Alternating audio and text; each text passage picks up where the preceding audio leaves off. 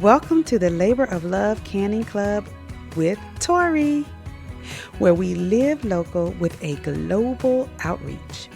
Together, we foster fellowship, grow in the Word of God, and restore time-honored skills that strengthen food security and cultivate healthy legacies. One jar, one family, one can at a time. Now, let's get canning.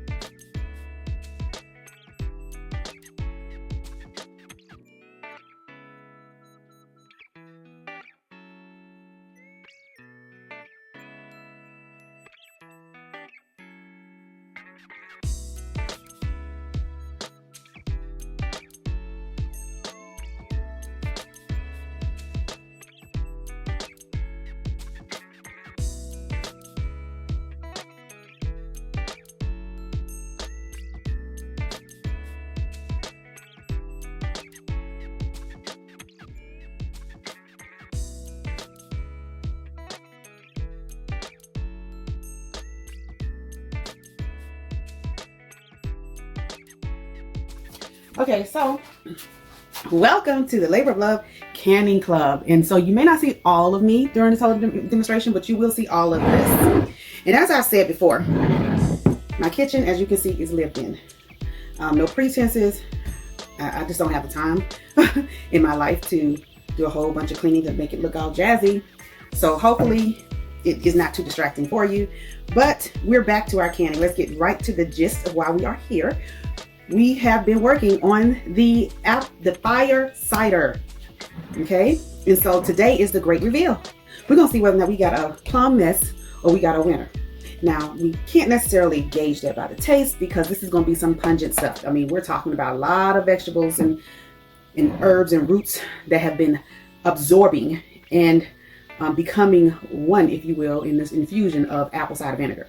So you can just imagine that the taste is probably not gonna be ideal, but I have been looking up some recipes. So if you are super excited about supercharging your health, tired of kitchen cold, want to get rid of whatever it is you already have, then you're going to want to listen to all of this. Okay, with that being stated, we're going to go dive right in. So what I'm going to do, I have a strainer. You can see it's a thin mesh strainer, which is what you're going to want. And I'm going to give that a little bit of a you know, get the dust that might be on it, because we don't want transfer in our, you know, our food being our medicine. You know what I mean? We want our food to be able to be exactly what it's called to be, and we don't need dust collecting on our food. So as for this, I use this so often that it doesn't have a chance to collect dust. So here we go. So as you can see, we're gonna put this right in here. This is the container I'm going to put my finished product in. And I have to admit, I think I'm just going to discard the huge chunks of this simply because I haven't figured out what to do with it yet, to be honest with you. And I'm just not sure it'd be safe after, I don't know, absorbing all this liquid. I'm not sure vinegar has the same benefits as honey in that regard, but I don't want to take those chances. So I think that the smarter choice would be just to dump it and reuse our jars. So that's the beauty of canning jars. You don't have to keep buying jars once you get the amount of jars you need for, you know, whatever you're going to do. So we are a little shy of 6 weeks in this process, okay? The 20th, December 20th would have been 6 weeks. But I know people who have colds and flus, and I'm eager, or at least have some sort of sicknesses. I'm eager to jumpstart this, not just for my own personal health, but also so that hopefully it can be a blessing to them. Okay, so we're going to deal with that a little bit later. Alrighty. So, and these little jars come in handy. I had pre-washed it, even though it came clean. I'm still going to make sure. It comes with one of these, which is also another little strainer. So I'm going to use that, take advantage of having that, just to catch any itty bitty things that may be inside of my juice. Any itty bitty things.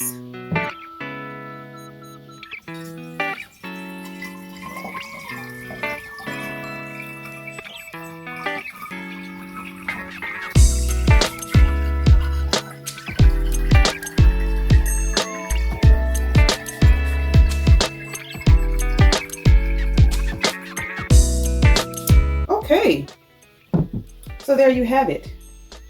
This is what I got out of my half gallon. Now we're going to see if perhaps there is some more of this that we can get now that it's had a chance to settle a little bit.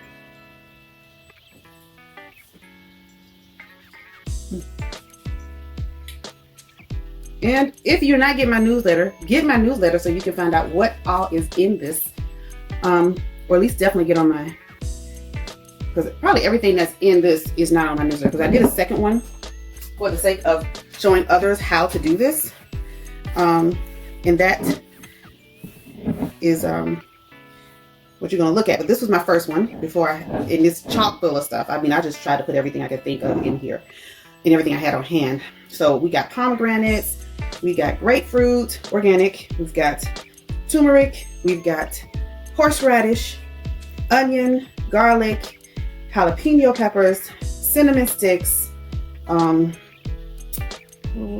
ginger.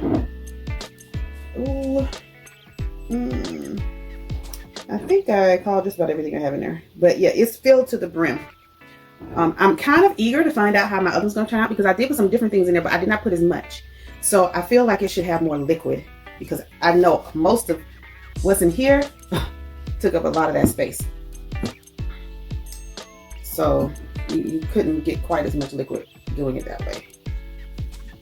Oh, we're going to try to... And I want to see if I can squeeze this down, because I feel like if I can squeeze this down, I might be able to get some more liquid. Because ideally, I would like to fill up this container if I could. So we're going to see. Let me go ahead and get this out right here.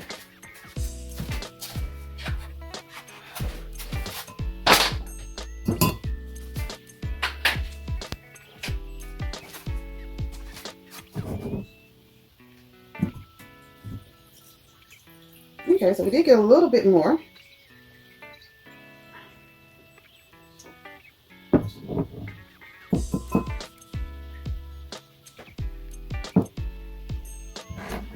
It's worth that extra dish. Okay, and so let me describe the odor. I'm sure a lot of you wondering what in the world could this smell like with all this stuff in it and apple cider vinegar. Well, I mean, it smells pleasant. It smells pungent, so it does smell strong.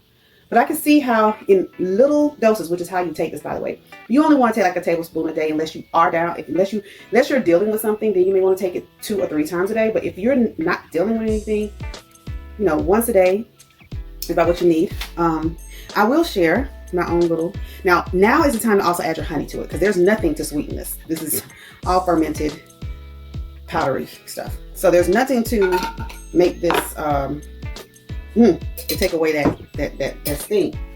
So, and it's not recommended that you take it, you know, like you would any other kind of medicine, just guzzle it down. Because if you're dealing with something like acid reflux, which they tell you, you know, you will find online where it says that you probably should not use this if you have acid reflux. But there are ways that you could, and I'm not a doctor, so let me say this. Well, actually, I am a doctor.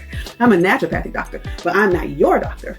And so I would recommend that you always consult your doctor, because again, what could be the cure for me could be poison for you, correct? So always do your due diligence, but also use your common sense. Like, in other words, if something is highly acidic, and that's the reason why they're saying you should not use something, do your own research, because just like there are ways to bring the pH down, you know, by things that you're eating and drinking, I believe that there is certainly a way that you can probably take this and consume this where it won't be harmful. But I do believe it will take research, and it will process some trial and error, in which you would have to be willing to be your own test subject to determine that trial and error.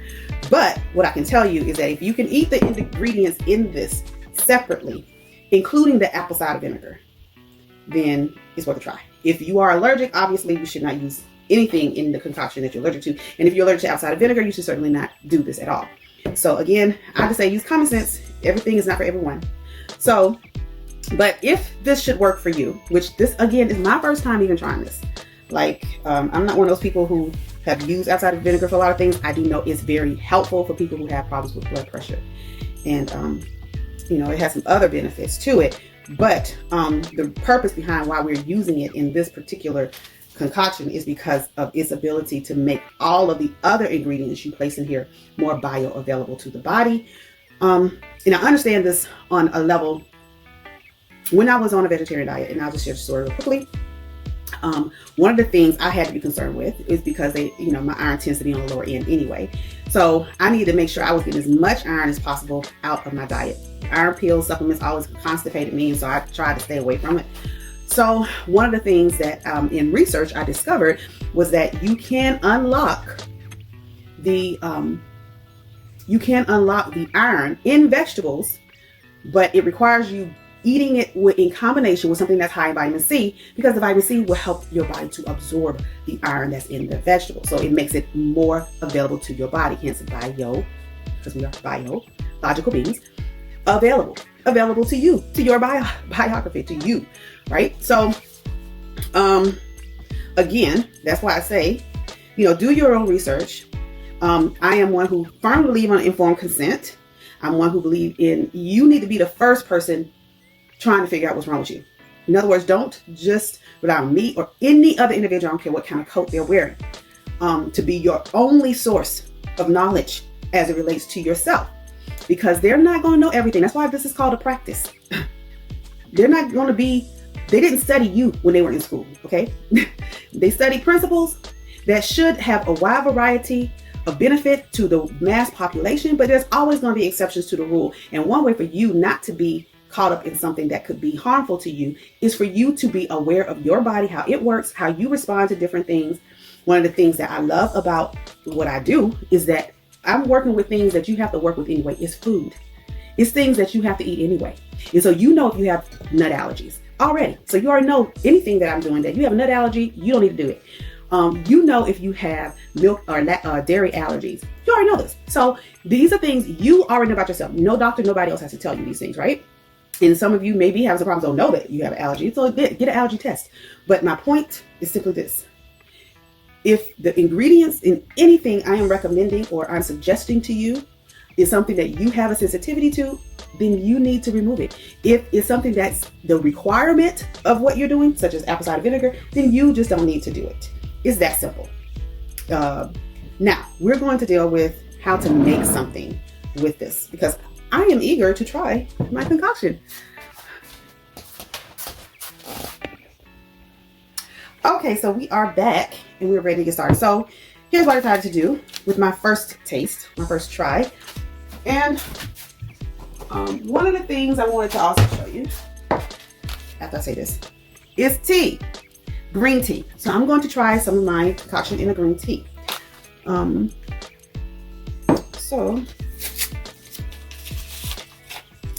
I am going to put the camera up just a bit so that you can see my face, because one thing I want you to know about me is that my face cannot lie.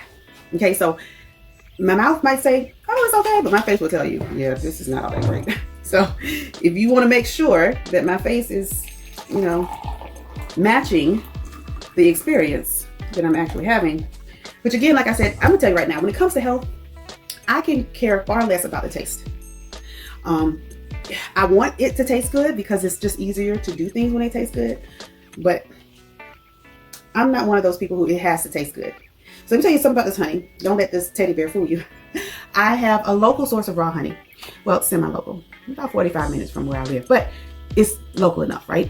Those bees might be able to travel that far. Anyway, but they do raw honey, okay? And so this is very important to know the source of your food. I'm always telling you that the source matters. So you want to know the source of your honey. So the source of this honey comes from a farm that grows muscadines. Some places call them scuffing irons, but muscadines are sweet, super sweet. They're like grapes, and they're super delicious.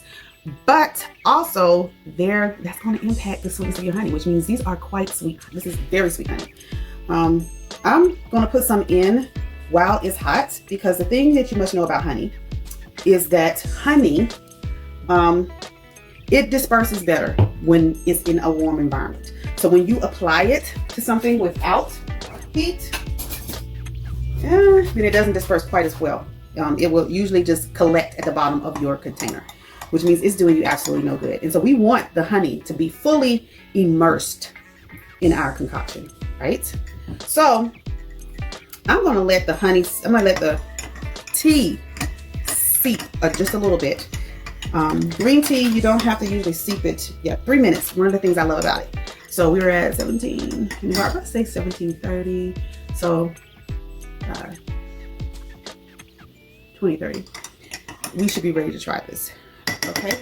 So we're going to just put a paper towel on top of that. And then while we're waiting for that to steep, what we're going to do is I have my Pyrex shot glass, measuring glass, and we're going to put 1 tablespoon of my concoction in here. Now, one of the things they tell you can do to get this in your body is to also make things like salad dressing. And salad dressing is a great way to do it, especially if you want to share the wealth of health with your family, because, you know, obviously you're not going to be the only one using the salad dressing. My only thing is now we're not going to have quite the same dosage, because clearly if you're making salad dressing, even though you're using 1 tablespoon of it, you're using it in combination with other things. And then on top of that, you're not the only one using it. So we can't really for sure know how much of this we are getting, which is why I prefer to really focus more on something like the tea. Because at least with the tea, you will be able to have some idea of how much you are getting, and that you're getting the amount that your body will need in order to fight anything that might be in the element. So again, also special note, and in my research, this should last you a year. So that is phenomenal, because if, you know, of course, if you have enough to last for a year, it should last you a year, which is great news, because now people are getting sick all the time. You know, you want something that's gonna last a while. And plus it takes a while to make this, and it takes a lot of ingredients. I will clock that the cost, and it's gonna be different depending on where you are, what you have available to you, but the cost of just making this concoction was at least $30. I believe it was more than that. So if I'm gonna make a concoction that's gonna, first of all, cost me $30, it could of course go up because we know the price of food's gone up. Knowing that it's gonna be serving me for 365 days, it makes it well worth it. So if this is the health in a bottle that I need to jumpstart my immune system, then it's, hey, you can spend that much just going, in fact, you can spend more than that, just going to the hospital, going to urgent care, from the tests that they're going to run to find out what you got, to, you know, whatever kind of injections they're going to give you, and anything else that they're going to prescribe to you to help you get over whatever. Okay, so now we are at the moment able to find out whether or not we're going to need some more. But now we're going to need some more honey. That's what we got at the moment. But we are able to, at least our tea has seeped enough. And for those of you who don't know, tea bags have other many uses. So if you are one who's looking to maximize what you can use your stuff for, know that I've made a nice, very great smelling hair leave-in conditioner using green tea. Not the green tea bags, but there are things you can do with the green tea bags as well. You know, put them over your eyes. And there's many ways that we can get the rich benefits of what God has provided us in nature. You know, so we're not taking advantage of it, then we are only depriving ourselves. So I'm going to do this is my tablespoon. Before I put it in here, I'm going to do a pre-sampling of my tea to make sure it's sweetened to my desired amount, and see if after I put this concoction in, I have to put some more.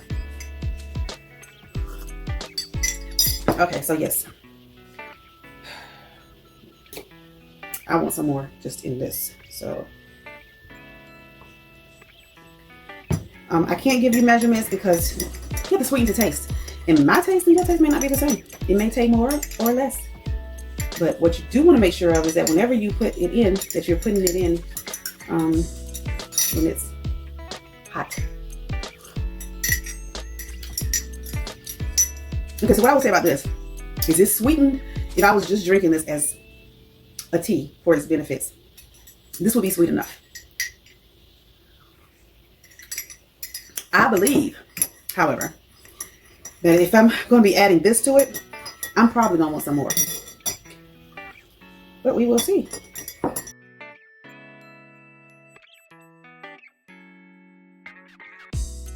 Shall we drink?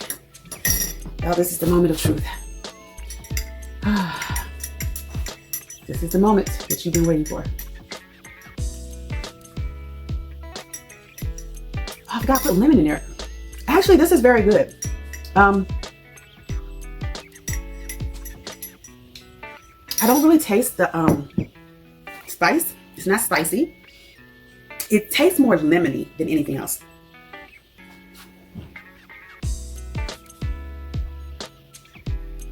I think the smell bothers me more than the taste. Like the taste is a lot milder than I thought it would be. Could I use some more honey? I probably could. I don't have to have more honey. And let me make that clear. I don't have to have more honey in the state it is currently at. But I do want more honey. So I will be honest about that. And I guess because the lemon kind of helps make it smell, it makes it taste more refreshing. I don't, yeah, I think the lemon makes it taste more refreshing.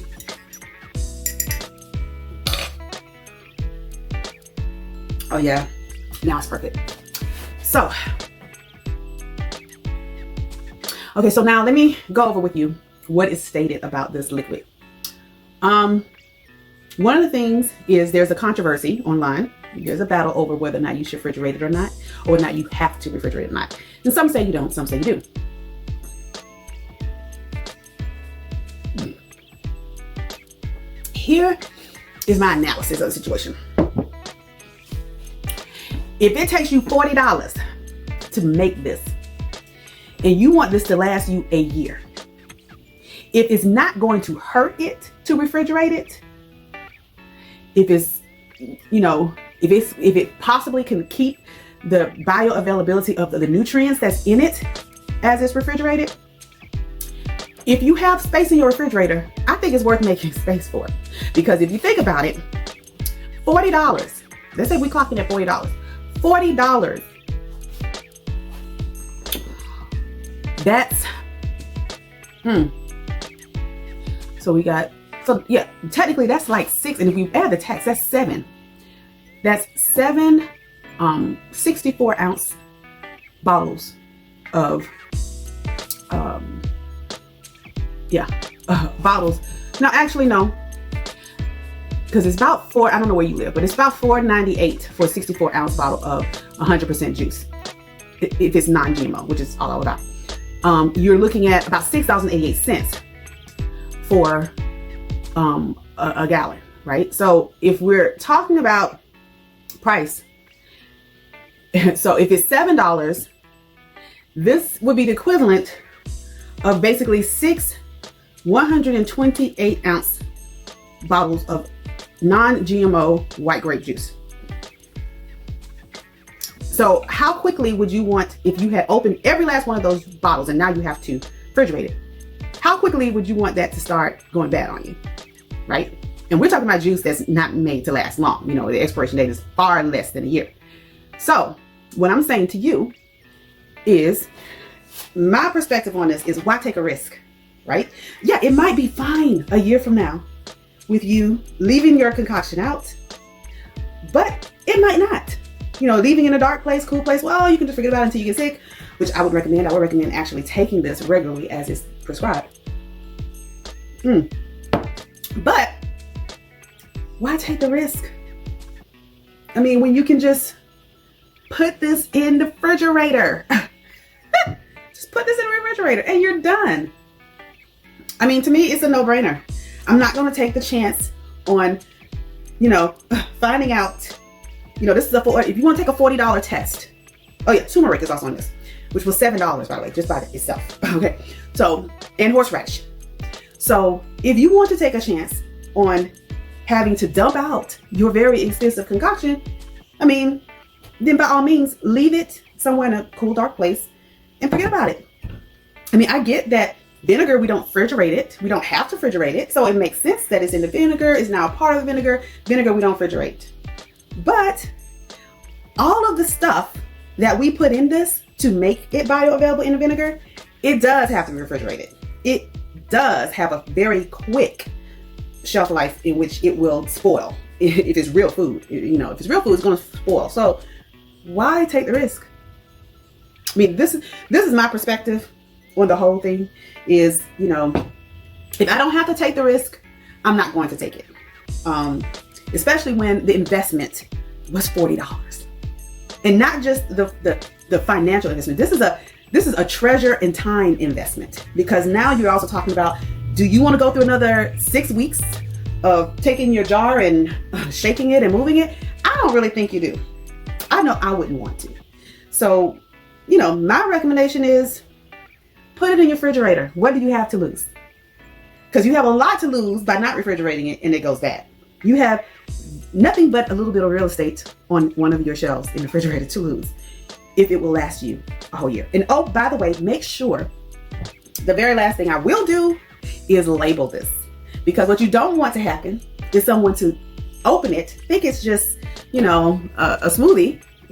Not that you can think this is a smoothie. Or think that it's something that's spoiled or whatever, because you're not the only one on your refrigerator. You want to make sure that you have a label. And also so that you don't forget what it is. Because there are things that I have forgotten what it is. It's just sitting in the refrigerator. Like, oh, what was that? So to avoid all of that, even though it's a small thing, it's a very important thing. Label your cider. Y'all, this is very pleasant. Seriously. It's not in my mind when I thought about the amount of things that was in here, especially the garlic and the horseradish. I did not imagine. And even as I was, I would occasionally take the top off to sniff this. I was thinking, oh, this is going to be horrible because it's very pungent. You can still smell it. Like I said, the smell to me is more of a problem than the taste. The taste is actually quite pleasant, very refreshing. When I think of everything that's in it, for it not to have the taste of that, I'm telling you, listen. And when you take this, you do want to take this in something. Like, you don't want to just take a shot glass, a tablespoon, and chunk it down your throat. I would not recommend that. I don't know what this tastes like without being diluted, but I can see, just based on, like I said, the smell being what it is, I can see where if I was to just chunk this down without any honey, no sweetener, just saying, hey, I'm just going to take this because it's medicine. And listen, God don't want us to live that way. I mean, I'm a firm believer that he said he gives us all things richly to enjoy, and that he doesn't want us having to just grit our teeth and take it. That's modern medicine. But listen to me, y'all, that is not our God. So take it for what it is. I hope you enjoyed this episode, and thank you for tuning in to Labor of Love Canning Club. Please be sure to check out any of the things that we recommend. And if you're going to buy things to make this anyway, and if you're going to buy things like containers or, whatever it is you got to get. If you decide to can, if you're going to buy a canner, I encourage you to support what we are doing here at Labor of Love, and because it's supporting yourself. I mean, the more I'm able to bring to you and able to do that comfortably, because I can be doing this without sharing any of it. It's a lot easier. No editing involved. I can get a whole lot more done. But I'm bringing this to you because I care about you. I care about the food security of the people of our nation. And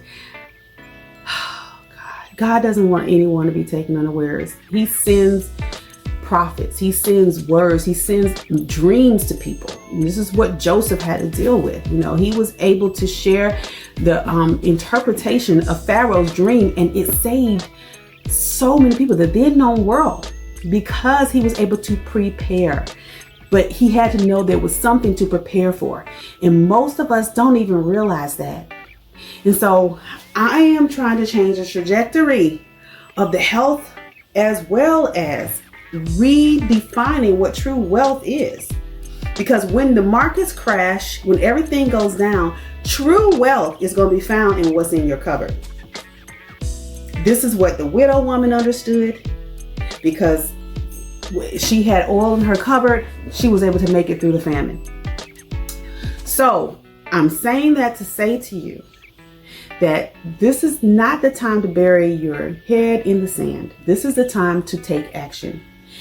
And I am here to help you take action. So if what I am doing is helping you, join the Labor of Love Canning Club. It's absolutely free, and the goal is for it to stay that way.